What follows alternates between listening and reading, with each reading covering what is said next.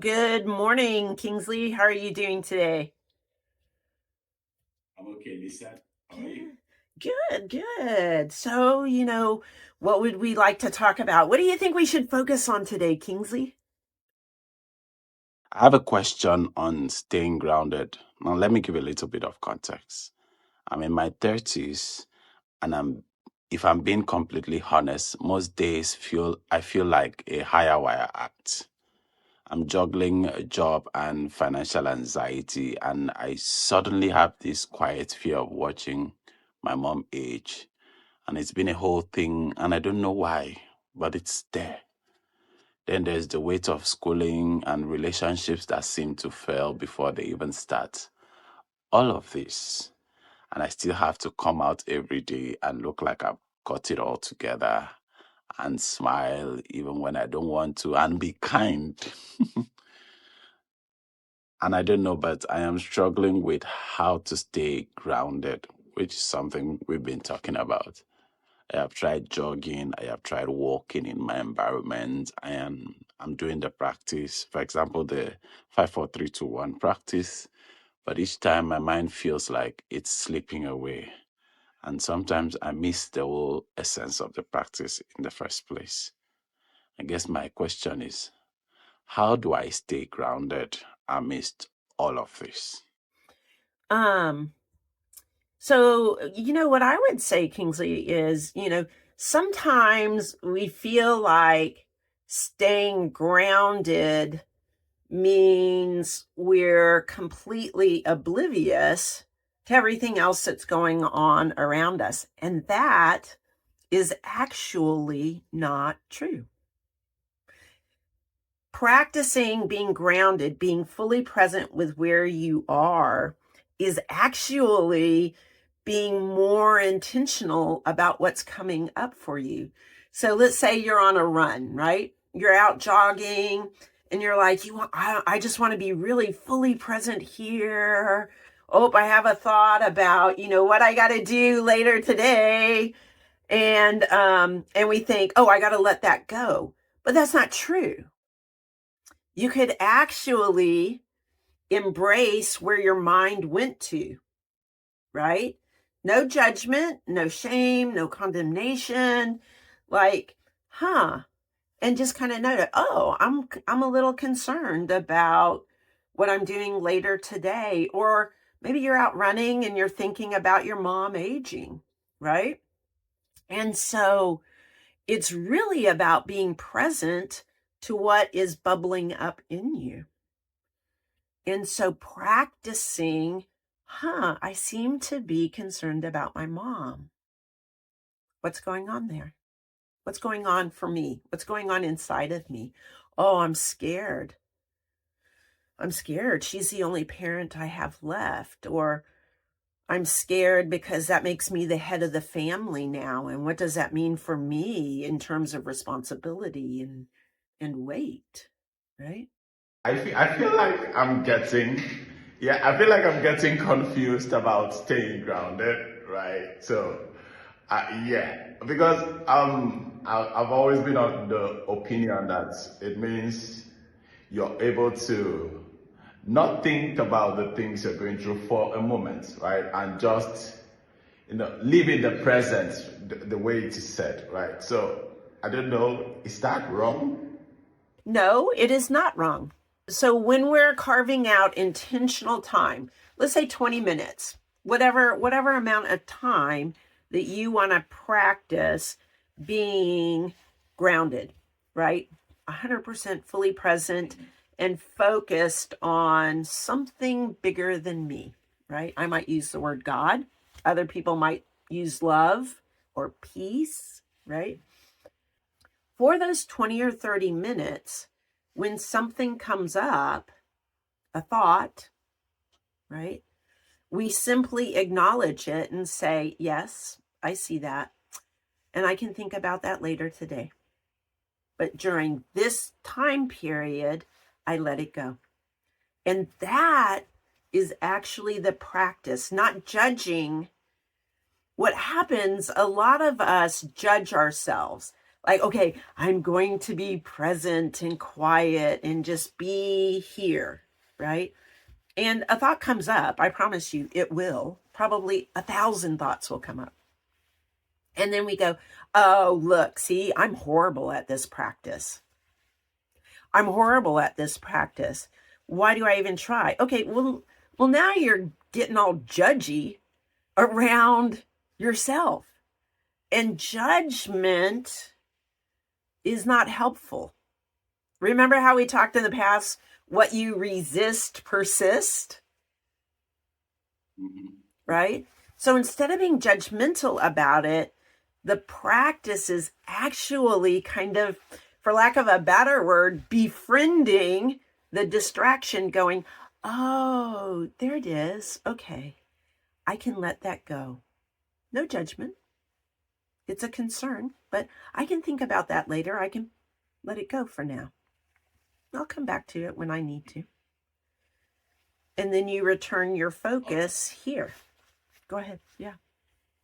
Okay, I think I've always found a way to go back to this judgment thing because it's a big issue for me, right?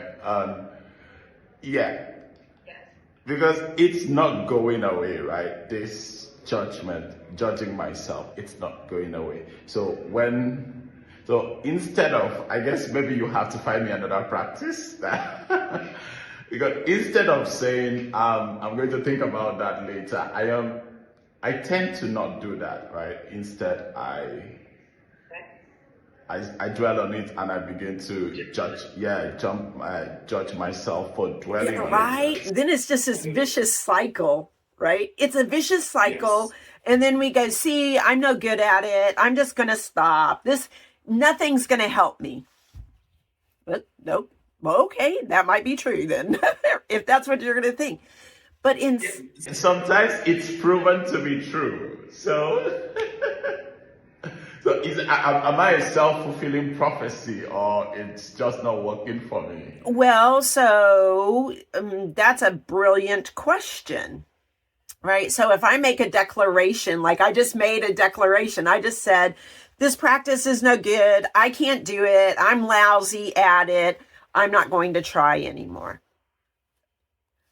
Okay, you're right, because that's what you've decided. You're not supposed to say that, Lisa. I'm sorry, Kingsley. I hate that I'm saying that, but it's true. You know, the more part of learning to let go of our judgment, especially towards ourselves, is learning to basically the practice of compassion towards ourselves. And maybe we never had compassion shown to us when we were growing up. A lot of us didn't have a lot of compassion shown to us when we were growing up for lots of different reasons. You know, some of them good, some of them bad reasons. But at the end of the day, a lot of us never learned how to just be kind and gracious to ourselves. And so sometimes as adults, we have to practice that. And maybe one small way of practicing that is when we're being intentional about, I'm just going to be here and fully present to God, divine, love, peace. I'm just going to be here and be silent and still for 20 minutes. When something comes up, and it will, the practice of going, oh, there it is, my little monkey mind at work. But I can let it go. It's okay. I hear you, Lisa, and I guess for me, what is running through my head is, okay, this is what I'm learning to do recently, is that I say out what is running through my head, because I do have a lot of thoughts. So, I'm learning to say it. Yeah, what is running through my head is for people like me who love to seek solutions, right? And what the staying grounded is suggesting, it's suggesting that you just recognize it, right? Recognize it and then let go. let me know if I'm wrong. No, recognize if you do have a distracting thought, recognize it, let go, and then come back to the moment. Sometimes my mind is part judgment, part seek solution. So how do I? That you've talked about the judgment, and I don't know if I can do it, but like I can try. How do I not want to seek solution, right? So, Well, right. So seeking a solution is what we do when we want to feel more in control, right? We're looking for, we've been trained to look at ourselves, sometimes other people, and the rest of the world as a problem that needs to be solved. And so we get ourselves in these loops that says, well, until this is solved, I can't be happy. And I think it's crazy because you've said this over and over that we cannot control things. And so when you mention control, it's like, I know I cannot control it, but still, right? Yes. No, yes. So really the whole concept of this is it's kind of recognizing our little beautiful egoic selves that we're trying to maintain control. See, if I can just fix this, then everything will be better. If I can fix this, everything will be better. Is that not the truth, though? Uh-huh. Is that not the truth, though? That if it gets fixed, everything might get better. Well, is everything yours to fix? Is every problem that comes up, is it yours to fix? Maybe it's somebody else's problem. Something my friend has been saying to me, right? Like, you don't have to fix everybody's problem. And the other thing is, he says, people will find their own way. So you don't always have to be, And in fact, we were talking about it earlier today. People will find their own way. Because sometimes, and I know it's the Messiah complex we've talked about, because sometimes I feel like they might not be able to find their own way. It is. It's an ego thing. We're getting our definition and our value from our ability to fix problems and to solve problems. And we all kind of do it. I do it with my friends, right? Like sometimes they'll sit down and they'll tell me something, and I think it's for me to solve. So I start going, well, maybe you should do this, or maybe you should do that, or maybe you should do this, I've done it with my kids, but my kids, unfortunately, my kids learn to say, I don't need your solutions, Mom. I just need you to listen to me. I hear you, and this is something that I know has happened to me, right? My friends are trying to solve a problem, and I'm like, that's not why I'm telling you, right? I just wanted you to hear. I'm not asking you. So I don't know. I'm wondering, is it that I am being too proud to want help, or are we talking about what we are talking about right now? So one of the things that I found is super powerful to do is like when we're sharing a situation, or maybe a friend is sharing a situation, right? We can ask that friend, are you wanting advice or help in solving this? Or are you just wanting a safe place to kind of talk about it out loud? So we can just, in that way, if we ask, then we can show up in a way that's empowering to them. So it is about, taking yourself out of the equation and showing up for them the way they want you to show up, right? Oh my God, that's... Right? So think about that, Kingsley. Like, think about, you know how you want to be treated. Usually a lot of people want to be treated that way. As human beings, we're not too different. Sometimes we want to show up and we want advice on how to fix the problem because we just can't think, or we can't see all the different possibilities, right? Other times we just want someone, that we can verbally vomit on and get it out of our head. And that is helpful. So, just getting clear on what the other person is really wanting and then showing up for them, right? Yeah, I see it because I think this is one of the reasons I stopped disclosing things to people. And at some point in my life, I started ranting on my WhatsApp status on social media. And then I realized that was not healthy either, right? But I didn't want people telling me what to do when all I wanted was just to complain or to rant. My question is, you've said we could ask the person. Now, what if I'm the one ranting? Do I start off and say, hey, I'm ranting, I'm not asking for... Does that sound rude? Or how do I say that without... It's actually, if you think about it, it's really kind of caring for yourself. You can say, hey, you know what? I just need to vent right now. I'm not looking for solutions. I just need to vent because I am angry or I'm sad. I just need somebody to sit and kind of like boo-hoo this out with me, right? So that's actually a very empowering thing. This is what I need in this moment. There's a friend that does that, but at some point I was like, is it trauma dumping on me? So, I mean, you get to decide, you get to decide what your boundaries are when somebody is sharing with you. Being an adult, we have so many tiny decisions we get to do. We are back to the conversation, the first question I asked.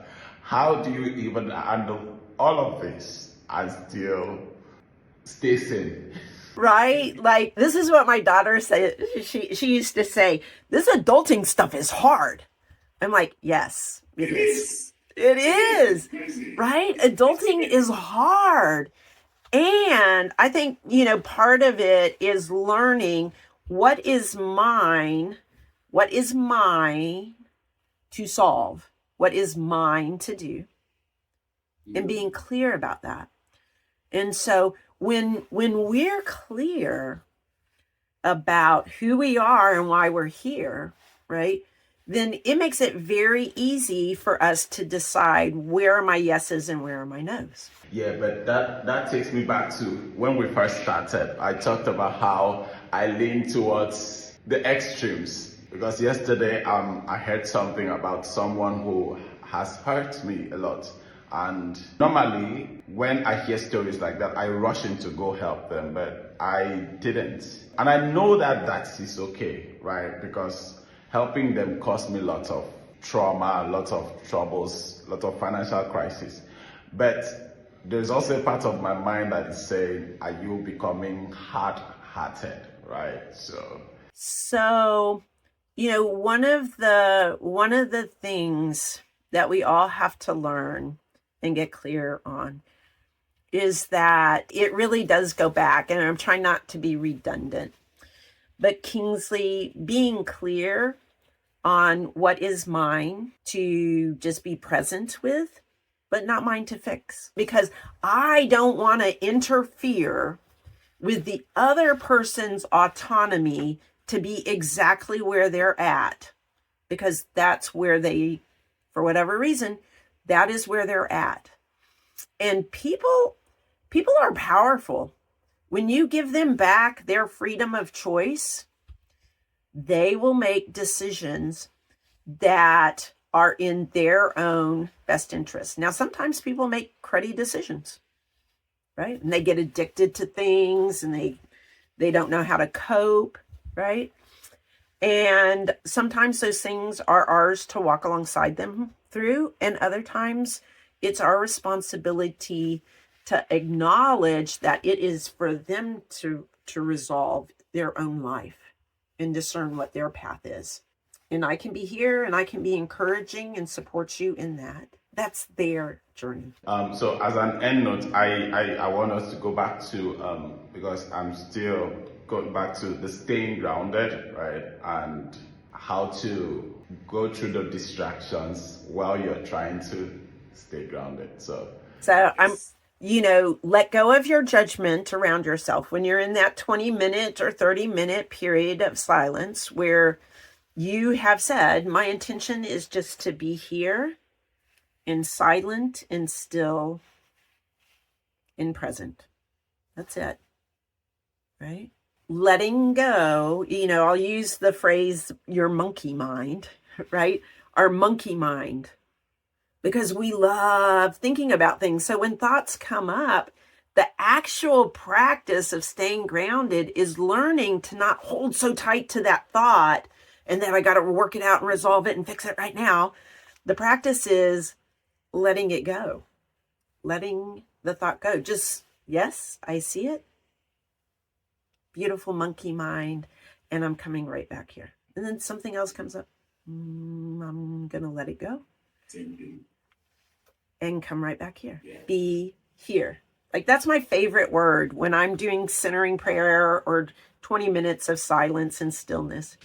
My favorite word is be here. Be here. Be here. That can go. That can go. Be here. And it's a practice. It's just like, Kingsley, 2 years ago or 3 years ago when you started running, could you get your shoes on and run out the door and go run for 5 miles? No way. No. No way. It took me lots of months. So. Right? It's because you chose to practice it. It's a practice. It's a practice.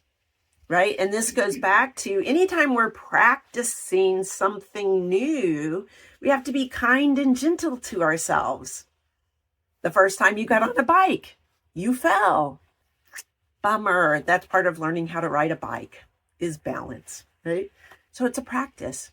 You have to be kind and gentle to yourself. You're a beginner in it. Well, I think one of the takeaways that from talking about that biking incident, I was able to overcome my fear of driving, right? So, yeah, that's a good thing. Yeah. And you got your license, and now you can drive. Yes. It's a beautiful thing. It's a beautiful thing. Look at that, Kingsley. That's phenomenal.